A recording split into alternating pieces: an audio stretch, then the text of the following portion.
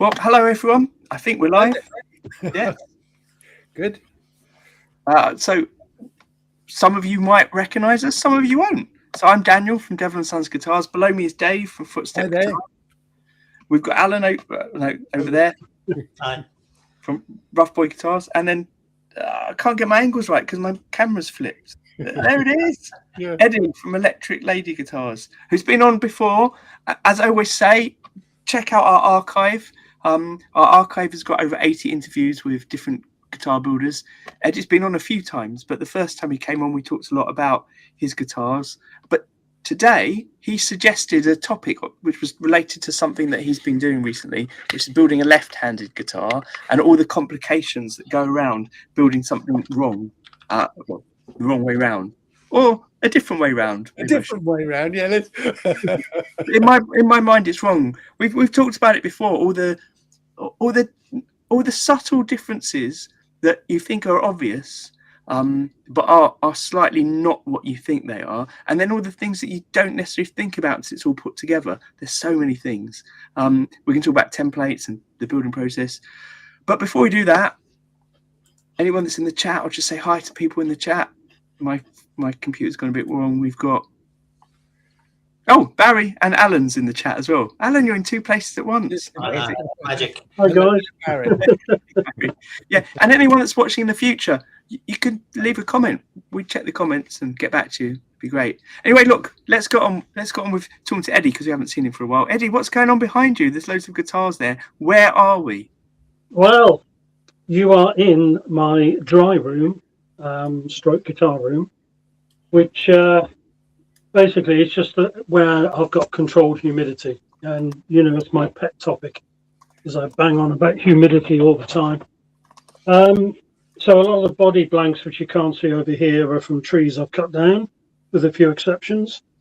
I've got shelves and shelves of neck blanks, sycamore and maple, and I've got guitars that some of them I started as long as 5 years ago, but the thing is they are for exhibition purposes, with the exception of one up there, which means anyone can buy them, of course. So don't misunderstand that. But what gets in the way of the exhibition guitars is the fact that customers keep commissioning either guitars or repairs. Do you know what? This is something I was just mentioning to Alan that annoys me about myself. Is I just took on another repair and I'd forgotten I'd said I don't want to do repairs. But it's a little bit of money. It's not a lot of money, but I needed a bit of money, so I took the job on. But it's taken so much time because it was way more complicated than I expected it to be. And as I was saying to Alan, I don't do repairs often enough. So this one needed a particular black glue boost to fill it. And I was using the one I had, but it'd gone off because I've had it so long. So I've ordered £60 worth of stuff to do this repair, of which I'm not charging for much more than those £60. But you can't buy what I need in such small amounts. And if I was doing loads of repairs, it'd be fine. But probably the next time I use that glue boost will be in 2 years' time or a year's time or whatever. And I'll need to buy it again because it won't be fine. So they're just distracting from me finishing my guitars, which then hopefully I could sell for more money. There's a reason why a manufacturer's returns department will replace the guitar rather than have it back. Pay someone in the factory to repair it and then send it back to you because it's uneconomical. Yeah, I'm learning that. Anyway, so the ones that you've got in the background that you say for exhibition purposes, etc., are they particular one-offs or are they particular models that you make more than one of? Yeah, the idea is really to have a sample or a couple of samples, variations on a theme of each model. So you might have two strap type builds, but one could be P90s, the other could be HSH, whatever, and obviously most of my guitars now, I've got three here that are ready to go off. I'll just lift.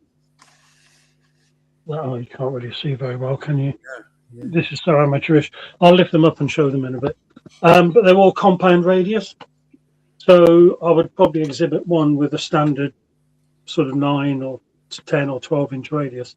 But most of my guitars, unless a client says, specifically, I do them compound radius because you don't get any issues with choking. You can get a really nice low action on them. They play beautifully. So what do you go from, sort of like a 10 to 16 or something like that then? No, I hate things that flat, but if a client wants it, they can have what they want. But as standard, I tend to go from 7 1/4 to 12. Right. You know, on a shorter scale neck, which the PRS one. So the violin shaped one, and the other one, which I call what do I call it? I was going to call it Tiger Lily. I've called it something else now. The Tigress. They're basically from a PRS pattern. So that's what, 25-inch scale. But if you get a short scale, I'd probably go from a 9 to 12 instead of 7 1/4. Why is that? Why is it? Obviously, the transition is over a shorter period, so you're at a shorter distance. But why is it easier to do it from 9 to 12 on a shorter distance? You know, it's not even, the technique is the same. You know, you could have a 4-inch radius up to 12. Once you've mastered the technique of creating a compound radius, that doesn't matter. It's what guitar players kind of expect. And what guitar players expect and they're familiar with is kind of dictated by what's out in the market generally. Yeah. Right. In recent years, since the sort of late 80s, early 90s, people have gone for these flatter necks, you know, because you don't get the choking issues and you can get a really low action, you know, without the issue you get with the old vintage 7 1/4 Strat. You know, Chris Eccleshaw taught me that when you're setting up the action on a Strat, a vintage Strat, he said always have a slightly tighter radius on the bridge than you actually have on the fretboard, because that allows you then to bend like the B and the E string, and you can get it in under the G string without accidentally fouling the G string and making that sound. Right. You know, so I've always done that. I've always done just ever so slightly tighter radius on the bridge than on the fretboard. Yeah. So if you've got a compound radius, if you think of the radius fanning out beyond the fretboard to the bridge, it's actually, if you've got a 12-inch, so let's have a look at this. Okay, so this telly model, if that's 12-inch that radius, wouldn't be tighter then, wouldn't that be a bigger yeah, radius? So exactly. what you're saying. Yeah. So if I then set this to 12, Yeah, I'm with you. Yeah, then in effect, I'm kind of doing what Chris Eccleshaw said, you know. It's funny how that works, because I've had clients say to me, you know, surely this should be more than 12 here, but it's just the way it works. It's one of these little things. You want someone to pick up a guitar for the first time and just not want to put it down. Yeah. And they don't have to understand why. They don't need to know it's compound radius. They don't need to know that the action is set a certain way. You know, they just know that they don't want to put it down.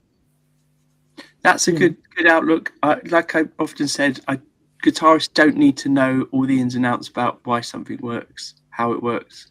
If they can do what they want on it, then that's great. But I do find that in the long run, sometimes if they know how it all works, the sort of behind the scenes, sausage is made or whatever, then it gives you a bit more insight into things you could potentially do, maybe. Yeah, I mean, the other reason I went over the compound for me is the fact that Chris Eccleshaw made the first series. He was an acoustic player, loved folk music, but he could make really good electric guitars, but he favoured the 12-inch radius, which is kind of a standard for acoustic guitars. And I found after a while that when I'm down at the bottom end, you know, sort of playing an F chord or whatever, by the end of the night, my index finger was aching. You know, but with a 7 1/4-inch radius at the bottom end, I could play Fs all night long. It's just how it suited my hands, you know. Yeah. because I've tended to go for much flatter ones, sort of like 14 on mine. Yeah, but that's probably because it's a lot easier to do than the the smaller radiuses. But yeah, I suppose I've got used to it. But I do take your point about it's harder to do those bar chords particularly, isn't it? Yeah, I'm with a generation of wrapping your thumb around the top end. Blame Richie. Yeah, right. You know, I When think I Hendrix. first saw someone doing that, I thought that person can't play. But of course, it was Jimi Hendrix. But I thought, what they're doing, that doesn't make sense. That's not correct. That's not how you do it. And then I thought they must have giant hands. But, Yeah. So so I contacted you about doing my first left-handed. I thought, after making dozens of guitars, it's about time I catered for a left hand. Hey, And you say I've just put the link into the video description of the first time you were on, because you mentioned a few things here, but we've gone way more in depth with them the first time you were on, like how you learned to build guitars, who you learned from, and the bands that you work with. So they're all there for people to look at. Just wanted to get that in early on so people can go and check that out. So we call that the name dropping podcast. Yeah, I changed the thumbnail to mention AC/DC in it. Anyway, Eddie, you was just saying. So I assumed you were making left-handed guitar because a client had asked you to. Well, it's some and some. There's next week this will be wending its way down to Penzance, where a podcaster who's got 30k plus followers is going to be trying it out for me. Oh, nice. And if he likes it, which I know he will, he's a fellow Richie Blackmore fan. What can you say? So he's put it this way: if he doesn't like it, then I'll have it back, and it'll be for general sale. But I know he will, and it certainly won't do me any harm for 30,000 people to hear about it. Yeah. We've had Jason from Maybury Guitars on before, and he sent one of his left-handed over to I'm the Blues in the Blue. I forgot his name. Australian left-handed guy, YouTuber. Anyway, it got him loads of coverage. Worked out really well for him. I think if you get your guitar in the right place, and getting bespoke guitars to people who are left-handed is a good thing, because they don't have that many. I remember speaking to Mikey from Skindred, who's a left-handed player, and he was saying that, I'm sure it's him that said this, he was saying that when he first started playing left-handed, you couldn't really get many left-handed guitars. You just got what you were given. So as soon as you saw something unique, you bought it. Even if it wasn't the perfect thing for you, it was just because it was different, and you needed that opportunity. Sean, that's it. Left-handed guitars mentioned Sean. Great. Yeah. So I made some classic bloopers on the way, and then I had some things. This is it. See, this is why I like watching Bill. I mean, I'm beginning to enjoy David's channel. It took me a while. No, it was fine. It's good for the word down. Because it is a journey, isn't it? I mean, it's like the incident that Dave had on his channel, the wood for the neck, and once he'd done the scarf joint, it was after doing the scarf joint that the light bulb moment came. And it's the same, really. Each guitar is a journey, and you can very quickly get to the stage where, if a factory had this happen with an apprentice, that would go, on the firewood pile, because they just can't afford the time to rectify things. They've just got to get the production line moving smoothly, But for us, it's a learning curve, and we either go back to the drawing board and start again, or we work with what we've got, as long as it doesn't compromise the instrument's quality at the end of the day. But look, guitar making is about solving a whole series of unexpected issues, isn't it? And problems. And that's how we learn, and that's how we grow. Yeah. I put Sorry, I was going to just ask, what was your sort of the biggest mistake that you made on the left-handed guitar? Starting it. No.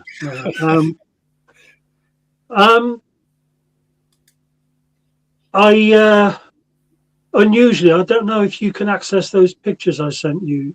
Yeah, absolutely, I can. We can Let me just open them up. While I'm opening them up, I've got this one already open. This was a guy on Facebook.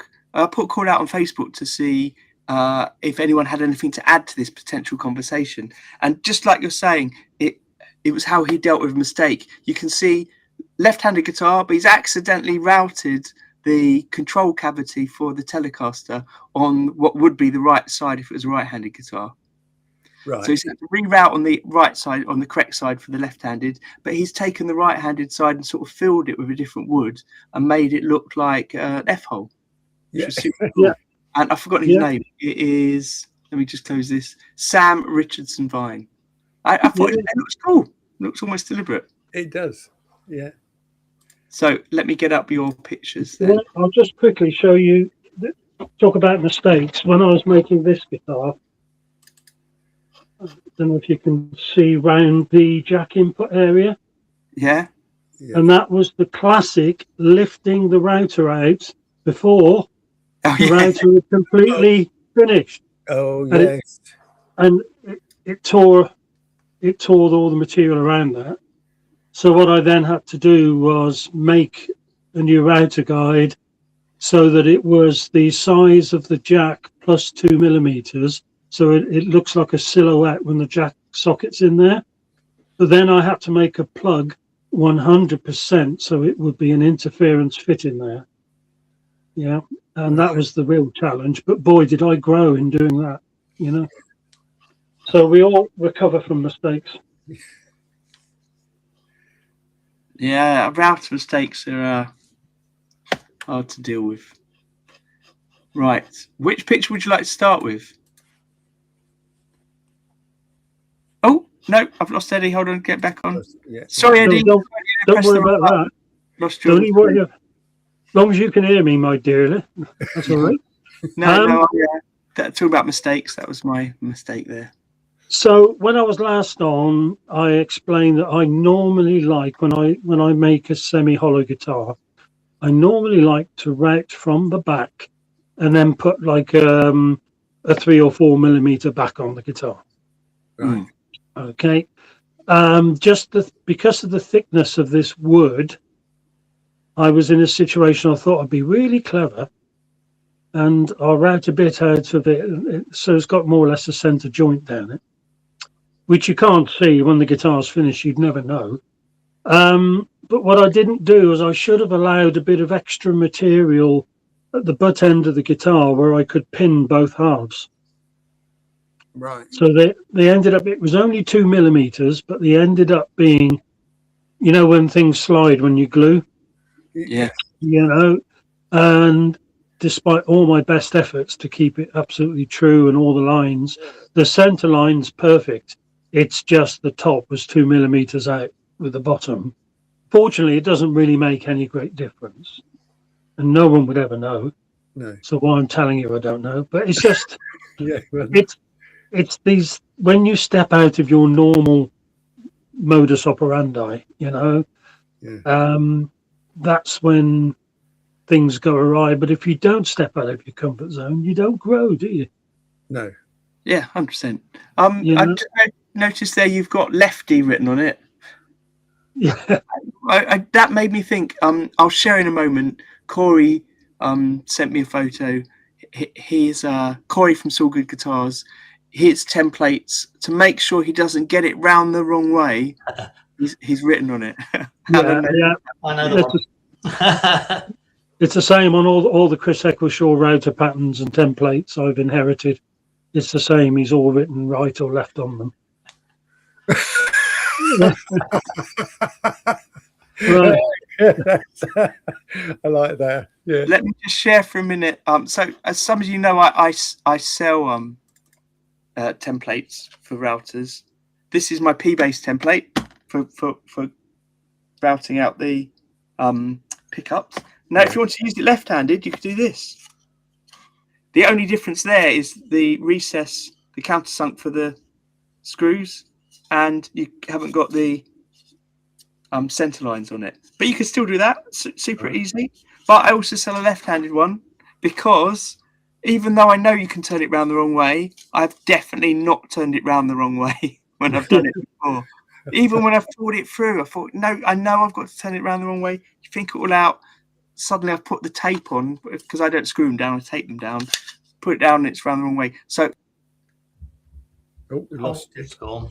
we lost him. So we lost Daniel. Yeah, you must be at the right point. Then I've got a few templates where it's literally that I make where the left-handed one is just flipped when it's printed and made, but otherwise it's going to have that risk of someone just putting it on wrong. Have you got those images of those nice templates you did for me? I sent you. Yeah, let's get them up. I have to go round to them. Hold on. There we go. There we go. And they work really well, Daniel. So this is Eddie asked me to make a template which allowed him to cut the recess for the cavity, cut the lip around the edge of the cavity where the control cover goes on it. Yeah, and then also to cut the control cavity with. God, I can't talk. No. But it ended up looking like that. It looks really neat. I'm quite pleased with that. Kind of inspired, the triangle kind of kite shape rather kind of reminded me of the British safety standard from back in the 50s, 60s and 70s. Although it's a different configuration of that. But yes, no, it worked really well. I previously had MDF guides, and it's amazing how they wear over time. Yeah. And what should be a crisp, straight edge ends up being slightly rounded here and there. So those are really brilliant, and they'll be used time and time again, Daniel. Thank you for that. Oh, it's a pleasure. I mean, I hope they don't wear in the way the MDF does, but they still are susceptible to routers if you have a slip up. as we all are. Yeah. So if you look inside that cavity, can you see where your cursor was just then, diagonally? Can you see that line there? Okay. Yeah. I'll explain what that is when we look at the next images. And this is where we go. It was to do with the finish. Oh, the one with the finish. Yeah. See, now I'd got to the point where I was about to polish the guitar, and I thought to myself, I'd be a lot happier if I just gave it one more coat of clear. Okay. And I've been using a 2K, and it's a brand called Pro X, and it works really well. But the problem is the size of the cans and the expense. I didn't want to spend 30 quid just to do one more coat and then have the rest of the can go off once it had been mixed. And somebody mentioned about a pre-mixed 2K lacquer. So I went online, saw this pre-mixed 2K lacquer, and I thought, well, okay, it's 2K, it'll go on there. And somebody years ago had written about this pre-mixed 2K lacquer will stay fresh in the can for 12 months. And I'm thinking, how on earth do they inhibit it in the can? But anyway, so it turns out we did some research on the guitar finishing on Facebook. Someone did the research and found out that it claims to have a 2K type finish, but it is in fact an acrylic. Okay, a 1K acrylic. And obviously reacted with the 2K that I had underneath. Oh dear.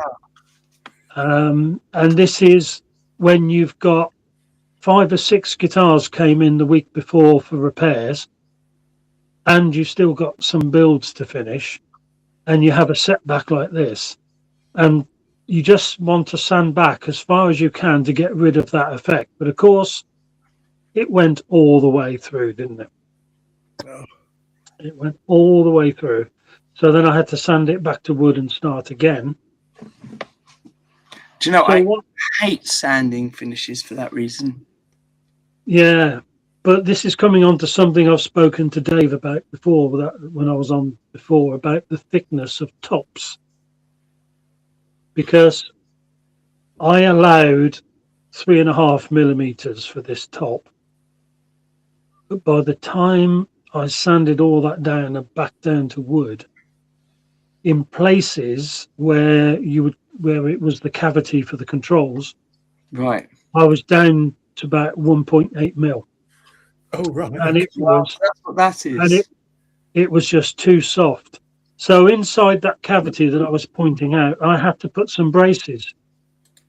Okay. And that's what that sort of grey line is. And for the Americans, that it's icicle, but over here we call them lollipop sticks. And that's what I glued in across the cavity. And even then I had to thicken it up with a bit more wood that I had to cut to shape and put in there. So it just shows how each guitar can be a journey when the unexpected happens. Yeah. So I thought we were going to be talking about lots of issues to do with it specifically being left-handed. But what it feels like is, because everything was just looking a bit different to normal because it was left-handed, it's caused you to make all these slight accidents and unexpected things that you had no control over, like the 2K that's not really 2K being sprayed on. Yeah, well, I did the classic thing, when I ordered the hardware for the guitar. I don't know why my brain went into fog, and I ordered a set of left-handed guitar tuners. Right. Okay, now for anyone that's experienced this, you know that a normal set of right-handed guitar tuners works perfect on a left-handed guitar. Okay. The only time you need left-handed tuners is if you invert the headstock. Hold on, you're confusing me now. Isn't the headstock inverted on a left-handed guitar? Okay, so you put normal right-handed tuners, okay, because you want the post to turn the other way, okay, and the knobs will turn the other way. Trust me, it works out. The only time you need left-handed tuners is actually for inverted headstocks. And I wish, isn't it inverted? Right, and I wish that they, instead of advertising them as left-handed tuners, because they're going on the thread, that they would advertise them and market them as inverted headstock tuners. Yeah, top and bottom. I've got to get this round my brain here. I can't. Basically, so left-handed, right-handed. But doesn't it then? Sorry, doesn't it then push the post away from the cog? Yeah, because that's what I have done it. I've done that before, and it feels wrong because I absolutely promise you, okay, that these are right-handed locking tuners, okay, right, fitted to a left-hand guitar, and they work beautifully because you want to turn. So the post, is it the camera? I'm really struggling here. But trust me, it works. It but works. You want the post, naturally you want the post to be further away from the peg head, the bit sticking through, because otherwise it feels wrong when you go to touch it. Well, what can I say? Myself. But a left-handed guitar who's left-handed agreed with you that they go the wrong way otherwise. Yeah, I can vouch for that as well, because I've got my first guitar. I put the tuners on the wrong way round, right? So that is the wrong way round, and it works okay on the 6-string. But I tell you what, if you try it on a bass, you might have trouble. I had trouble. I put tuners on the wrong way round on a bass, and because the pressure was off the cog, it slips. Because if the string should be pulling, the post against the gear. That's what I'm trying to say. Yeah, and it's okay on these because it doesn't seem to affect it. But yeah, I think on a bass it might. That's all. Yeah, I confuse myself. I think that as well. But also, it feels naturally incorrect when you've got it around the wrong way. You reach for it, and the peg's in slightly the wrong place. Left-handed is talking about swapping around ratio tuners, but we're not talking about ratio tuners. This could just be standard tuners. Ratio tuners, each one has a different ratio when you turn it. When you turn the tuning peg, how much the actual gear turns itself. So you want those to be different because you want the one with the thinner strings to turn more. I'm getting this round the wrong way now, and you want it to turn more when you turn the peg than the ones that are on the bass string. So it feels like you're turning, each time you're turning, you're moving the note up the same amount. So it goes up a semitone by the same amount of turning, but actually you need more turning on a thinner string to get it to go up a note Than the other one. Yeah. It's interesting though. Obviously, I mean, I can see that it works. Yeah. I'm realizing explaining anything complicated at 10 p.m. is not well, these are. I mean, the other rabbit hole I went down was I ordered some with staggered tuners to save using a string tree, and of course that doesn't work then because then they're staggering the wrong way. Yes, yeah, right. Oh yes, of course they yes, absolutely. So I bought 3 sets of tuners before I got a set that I was happy with. So what I should have done, I'd have saved money in the end if I'd have gone for spurt saws, because spurt saws you can actually reverse them. Yes, and there's a few. I like theirs. There's a few companies I've used where you can just totally take them apart and reassemble them as well. Yeah. But they're designed to do that. Yeah. So the other aspect is the electronics, the pot. Tuning pegs a minute while we're on the headstock. Okay, sorry. Headstocks, left-handed headstocks and reverse headstocks. It doesn't matter if it's left-handed guitar or if it's a reverse headstock. They confuse me, and I can't tell you how many times I've known it's a reverse headstock, and I've still put the logo on upside down. Yeah, I've done that. Even though I'm thinking about it, I've still ended up doing it wrong. Don't know why. Yeah. I've done that 3 or 4 times now. Yeah.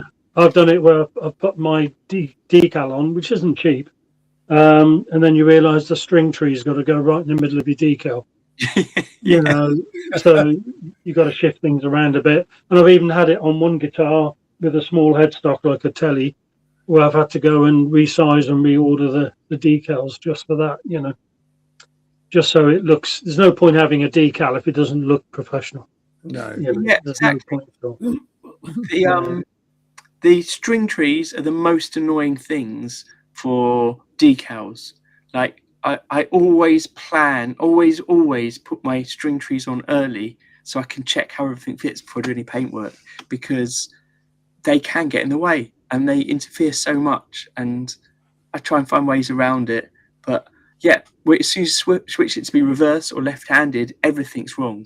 Everything doesn't fit the same way, because obviously the writing's now basically pointing the other way to how it normally does on the guitar. Yeah. That's why on this one I put the electric lady on the reverse of the headstock. It looks really good on the front. But on the front, I put the this is a signature model, so I put. Trying to work out where the camera is and where it's pointing. Oh, I know, it's at the top of the screen. That's why. Yeah. So I put the signature there. Yeah. So the other thing was trying to get my head around the pots. Yes. Because I didn't understand why I couldn't just wire them the other way around. So some people were talking about you lose the taper. So I thought I bought a left-handed CTS pot for the volume, but I couldn't get the CTS push-pull one for left, so I've used that on the tone. Right. Okay, so push-pull on the tone. Yeah. Okay, so that's why the other way. And the taper doesn't affect it.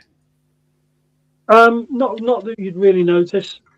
So I'm going to throw an absolute spanner in the works here and ask left-handed guitar who's in the chat, how do you like your pots? Because I've talked about this before. I made left-handed guitar, took it to a show, and when I was at the show, I suddenly realised, oh no, the pots are turning the wrong way.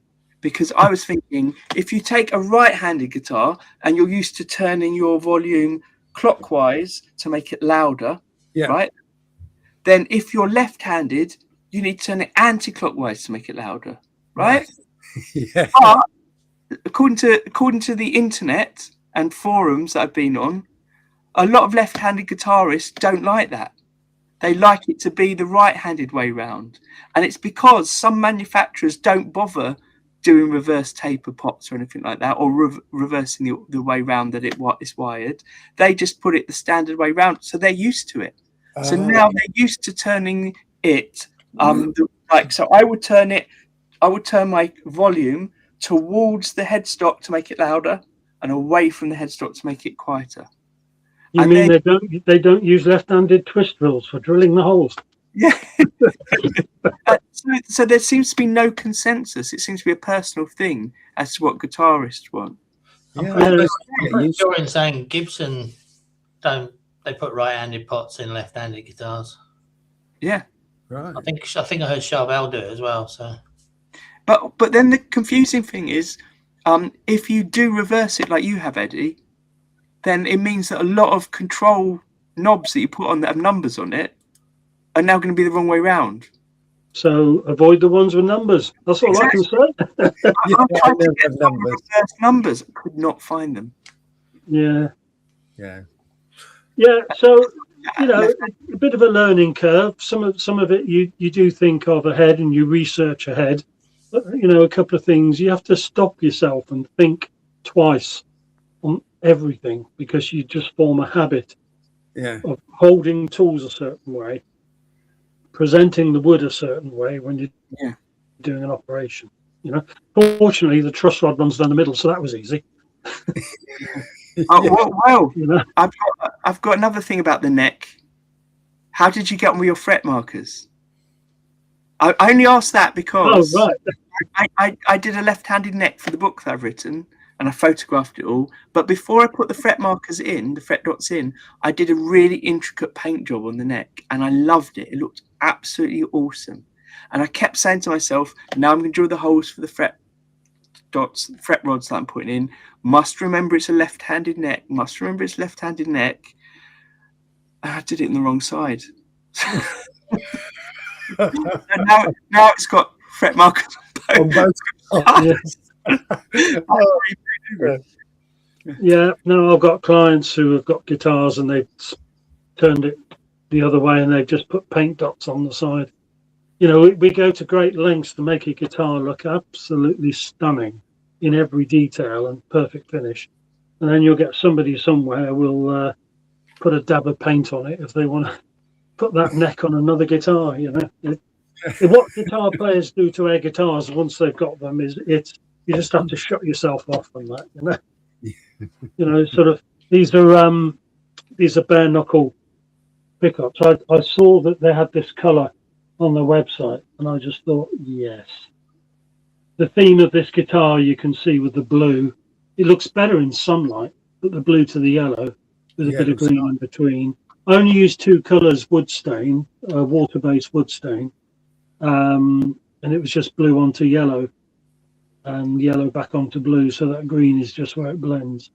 But it's meant to be representative of where he is down in Penzance, next to the coast there. And I saw the powder blue finish that Bare Knuckle offered, and I just thought, you know what, got to go for that. Yeah. But some people might say they should be wound the other way. I don't know. I was going to joke about that. Reverse round. I love the pickups rounds, by the way. They look great. Yeah, no, I didn't want to hide the yellow any more than necessary, and I've done the same on the reverse there. Ah, clever. And I've put some heat shrink on the springs just to dampen them down a bit. That is it. Right. That I like that idea. That's a clever idea. Yeah, that now, yeah, I'll pinch that You one. know, but just going back to, if you look at the edge, there's no way you'd know that was two pieces of wood joined together. No. You know, it's just a question of using a good quality grain filler. But it always works well to do a dark finish on the edge anyway, you know. Yeah. Hides a multitude of sins, and it saves having to do any sort of fancy things with the edge when you join two bits or put a top on, you know. Mm-hmm. So our camera's not picking up well enough, but are your edges dark blue? Yeah, it's not that dark a blue. It's just in, you know, night light. It's artificial light. If you actually look at it in sunlight and put sunlight on it, it's actually quite a gorgeous mid blue. Yeah. But I think maybe the way the yellow, the brighter color affects the camera's sensitivity, it makes it look darker than it is. You know. So I was quite pleased with the finish in the end of the second time around, and I made sure that I bought more 2K proper and did it with that, you know. Yeah. So each is a journey. I got the neck, the wood, the blank, which is a gorgeous. It's a lovely wood, isn't it? Yeah, so that's nice roasted maple. I got that off Seth Bacchus Guitars. So thanks Seth for supplying me with that. So yeah, normally I'll be using a bit of sycamore that I've cut down myself, but there we go. Yeah, so a few little surprises along the way. Each guitar is a journey. Absolutely. Just before we came on, I saw a clip of Mono Neon playing. So I don't know if you know Mono Neon. I'll just share my screen again. So this is Mono Neon. Highly recommend you follow him on Instagram. Maybe TikTok. I don't know where I follow him. I think it's Instagram. Absolutely brilliant. There's a bit where he's playing with his. I think it's his grandmother who has dementia, but she can sing, and he goes in and just sits with her and plays songs, and she sings along. But that's just wonderful. But also his music's bonkers. I love it. But he plays a right-handed bass, left-handed, and everything's upside down, including the strings being the wrong way around. So I find that fascinating. Yeah, I mean, obviously I've played this left-handed guitar and reversing the chords. It's just when you go to do a riff and you're used to going up a string, you've got to go down a string. You know, it's fortunately, you know, you get those classic Richie Blackmore, Smoke on the Water, Burn, Man on the Silver Mountain. They're all double string fourth, so you can play those left or right. That doesn't make any difference. You know. I definitely remember when I was learning, a friend of mine who's left-handed learning upside down with all the strings upside down. But then he bought a left-handed guitar and then never looked back. But I think different creativity. Wasn't there a guitarist that toured with Eric Clapton for a bit that played it the other way around? I have no idea, but it wouldn't surprise me if because I think that's a certain level of creativity. So I imagine they'd be playing with top level people if you can get away with it. If you can learn. I've just started my grandchildren. Well, they call me Grump, so they're Grump kids. But they're 8 and 9, and we've just started the other day a project together to build them a left-handed guitar because they're both left-handed. Right. So they're at the age where if they pick a guitar up, they will learn it right-handed, sort of like Steve Morse and others like that, you know. And it's doable. It's like left-handed players with a piano; they don't get a lot of choice, do they? No. No. But I thought, well, no, let's be fair to them. We don't want to give them any psychoses, so I thought we'd build them a left-handed guitar. You know, excellent. So it's going to be what I call the Aurora model, which is going to be just like that violin-shaped one. Right. You know, but Yeah. So that having to refinish the body, Dave, reminded me of a discussion we had about you would like tops of a guitar to be as thin as possible. Yes. To be Yeah. responsive. So this semi-hollow you're doing now, what's your target thickness for the top of that one? Well, it's interesting you say that because it's going to be thicker, and I grabbed this one that I did before out just to have a look. So this is a hollow body. This actually is a 4mm top. This one, and I got tone from it. It's quite a nice tone. So I actually wanted to go a little bit thicker because I want the guitar to be a bit heavier. So on the tellies that I'm making, I'm going to go for 5mm on the top. And I'm just hoping that that's not, it's going to give me some tone and it's not going to completely, deaden the thing. What year did you build that one? This one, 2022, I think. I think it was a 'Cause I remember seeing it way back, and I remember commenting on it because the Electric Lady pickup, the pickguard design that Chris Eccleshaw designed. Oh right, yes, that's right. Yeah, yes, yeah. He's got that same, the same shape. Yeah. This was a shape my wife came up with.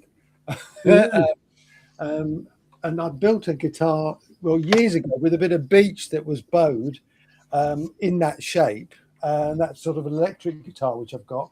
But I thought it would be a bit of a challenge to try and build it as a hollow body, because like bending the ribs and joining them all up was going to be a bit of a challenge. And it certainly was, but.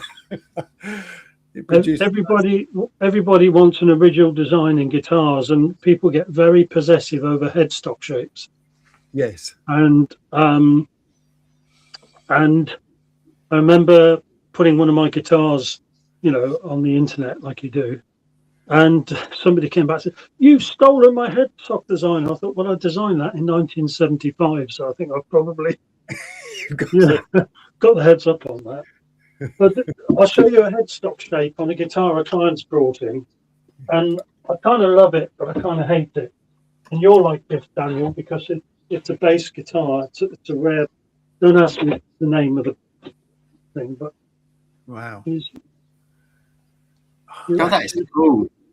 What? Wait, what? What's going on there?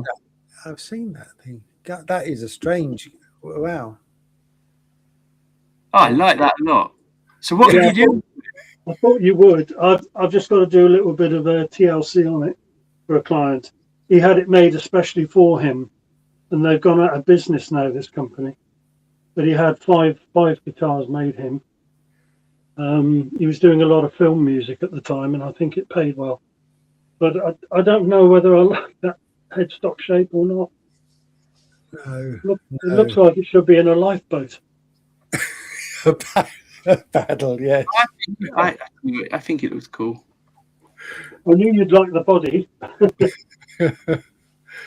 Yeah.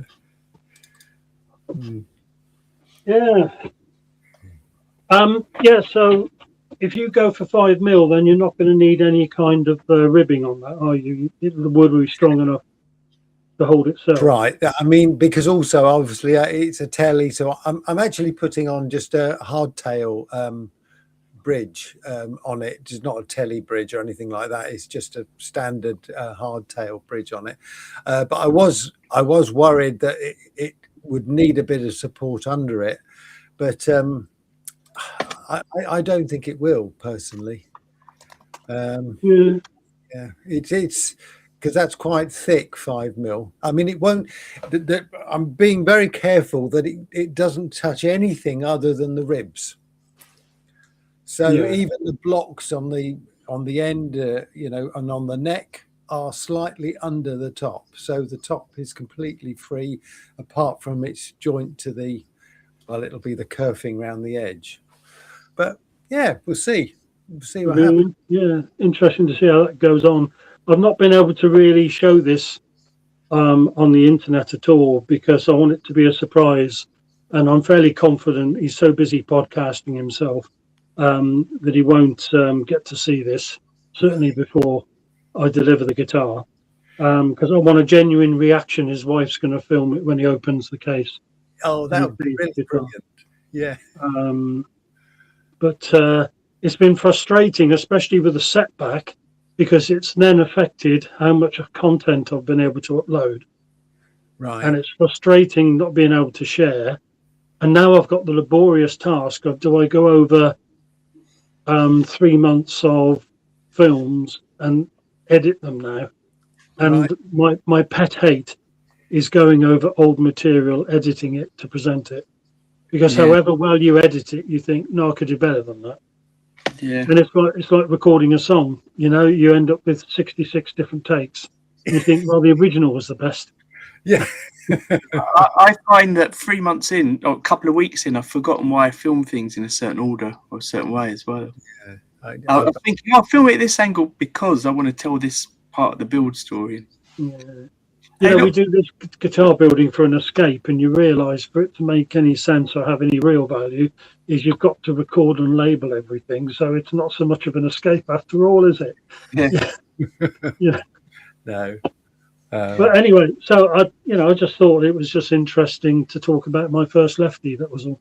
Yeah, brilliant. Oh, thanks for coming on to share that. No, I mean, it's great. I'm going to put it out there. If anyone's watching, I say it all the time, if anyone's watching and you've got something you want to talk about, but you don't want to come on, just message us. Great, we have a new topic. If you do want to come on, just let us know, because you're always welcome. Oh, look, you see, look at that. I've seen that one. Yeah, that's. I love the sound holes on that. Yeah, that's the one of the Reaper series, and it was an old mahogany tabletop. So it's just nice to turn it into something. Yeah, I love the fact it's an old tabletop. Brilliant. What's the bridge on it? That's a Wilkinson Goto. Oh, really? Oh, it's nice. Yeah. I didn't recognize the Wilkinson. VS 100N, isn't it? But it's the gold finish. So it's about 20 quid more than the standard brush chrome. So what's throwing me is the tablet's using a different camera to the one it normally does. Well, we can go and check you out online. I've forgotten, Eddie. I see you on Facebook a bit. Do you ever go on Instagram? Yeah, I always post Instagram and Facebook simultaneously. Yeah, I've just recently. I'm on Facebook a lot because I'm using it for partly for work, but partly for sharing the YouTube videos of our archive in Facebook groups. So yeah, also if you happen to be watching one of the archive and think, oh, this is relevant to somewhere, do share it around. Eddie's back this time. We've also got some other people coming back soon. So we've got Kent from Tunguska Guitars is going to come along sometime next month. Haven't decided which day yet.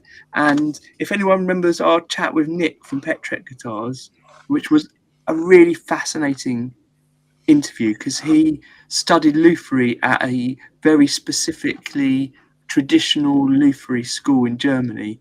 And his stories there were amazing. And we had him on just when he'd gone back to his childhood home and had built a guitar from wood from a tree from his childhood home. Anyway, he's coming back on to talk about his most recent project. Brilliant stuff. So yeah, people can come back. If you're watching, you want to come back. If, like Eddie, you've got something you've just worked on, you want to share, please just let us know. It's open. But next week we're doing something a bit different. We're going to be talking about the Jurgs Cup. We're going to be focusing on a bit of who Jurgen Zoller was, why the Jurgs Cup exists, a little bit about it in the past, but mainly focusing on what's happening now and the sort of future of it with the current Jurgs Cup for the 4th year of it. And that's going to be Corey's on. Corey, of course, well, it was his idea to set up the Jurgs Cup. Corey and Mick, who's behind all the T-shirts and the website, and Paul from Winehouse Studios, who's helping really to promote this year's one and get some prizes for it. So that'll be next week at our normal time of 10 o'clock, which is crazy because that means Corey's up super early. Is Mick in Canada, I think? Yeah, that'll be about 5 or 6 in the afternoon for Mick. But... Yeah. So yeah, all a bit random times, but that's 10 o'clock works for that. Great. So thanks again, Eddie. Oh, thank you. Yes, brilliant. Yeah. Nice to see you guys. Nice to meet up. Maybe we can have you back on after your guitar's gone to that YouTuber or podcast. Yeah, next time I need therapy, I'll be right on. You'll have to show us the when he receives it. Yeah, we'll love to see that video. Yeah. Cool. Right. Yeah. Thanks, Dave. Take care, Thanks. then, guys. Love to see you all. Thanks, Take Al. care. Thanks Bye. everyone in the chat. Take Cheers. care. Bye. Bye. Bye. Bye.